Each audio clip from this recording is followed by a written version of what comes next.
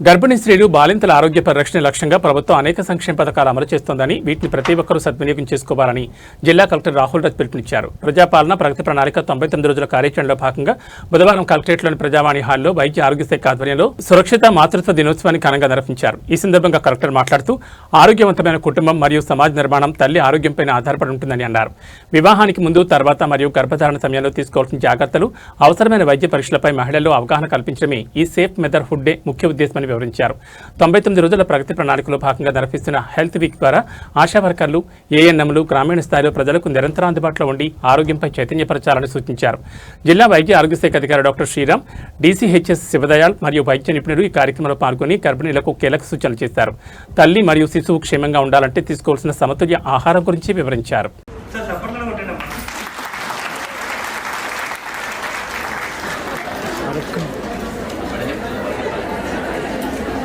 ప్రణాళికలో 99 డేస్ భాగంగా ఈ హెల్త్ వీక్ 6 నుంచి 11 వరకు కార్యక్రమంలో ఈరోజు third day same mother day.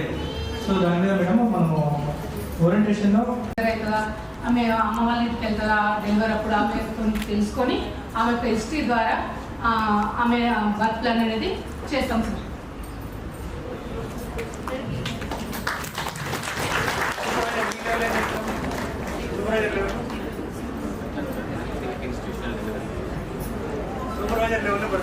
Second checkup పిఎస్లో జరగాలి. థర్డ్, ఫోర్త్ టాబ్లెట్ ఫెసిలిటీస్ సిఎస్సీలలో, డిస్ట్రిక్ట్ హాస్పిటల్లో గైనకాలజిస్ట్ చేత పరీక్షించబడాలి. ఏమైనా ఐరిస్ ఉంటే వాళ్ళు బర్త్ ప్లానింగ్ చేస్తారు. సో మనకాడ ఏంటంటే రిజిస్ట్రేషన్ 100% వస్తున్నదంటే దాంట్లో మీరు క్లియర్గా చెప్పినాం. కేసెస్ ఉంటేనే మీ ఈడీ ప్రకారము రిజిస్టర్ చేయాలి. అంతే తప్ప ఇక్కడ ఫాల్స్ అదర్ డిస్ట్రిక్ట్ కేసులు ఎంటర్ చేస్తే ఆటోమేటిక్గా ఎంసీహెచ్ పోర్టల్లో వేరే డిస్ట్రిక్ట్లో మ్యాపింగ్ అయిపోయి టీబీ కేసులు మ్యాపింగ్ అట్లా చేస్తారు. టీబీకి మనకి తగ్గింది అనుకో మేడం, వాళ్ళు ఏం చేస్తారంటే ఓల్డ్ కేసెస్ అదర్ డిస్ట్రిక్ట్ కేసులు మనం ఎంటర్ చేస్తాం. శివపేట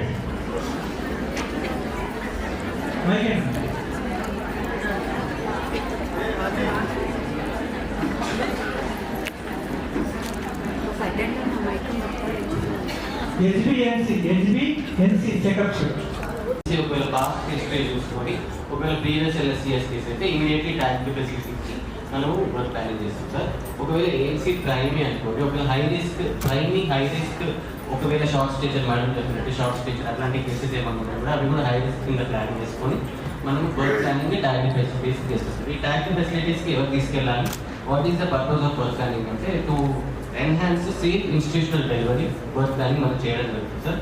సో ఎవరైతే ఏఎన్సీస్ ఉన్నారో ఆ ఏఎన్సీస్ని జాగ్రత్తగా డెలివరీ టైంకి ఆ ఇన్స్టిట్యూషన్కి తీసుకెళ్లే బాధ్యత ముఖ్యంగా ఆశా ఉంది సార్. దాంతోపాటు ఏఎన్ఎం బట్ వచ్చిన దగ్గర నుంచి పేషెంట్, అటెండర్స్, వచ్చిన ఆశా ఏఎన్ఎం ఎవరెవరికో ఫోన్లు చేపిస్తారు. వాళ్ళందరూ మాకు చాలా ప్రెషర్ పెడతారు ఫోన్ చేసి, మేడం మీ దగ్గర సిజేరియన్స్ అవుదా, పేషెంట్ అంతా బాధపడుతుంటే సిజేరియన్ చేయాలని ప్రతి ఒక్కరికి మేము కౌన్సిల్ చేస్తున్నాం. ఇలా కాదండి, normal delivery is very very important.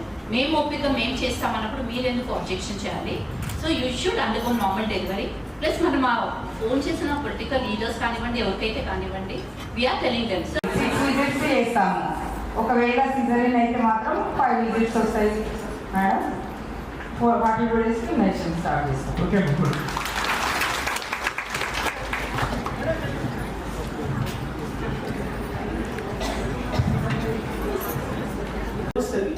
నేను ఇప్పుడు కూడా I'm very thankful to my doctor and అది మొత్తం లైఫ్ వరకు I will be thankful to her.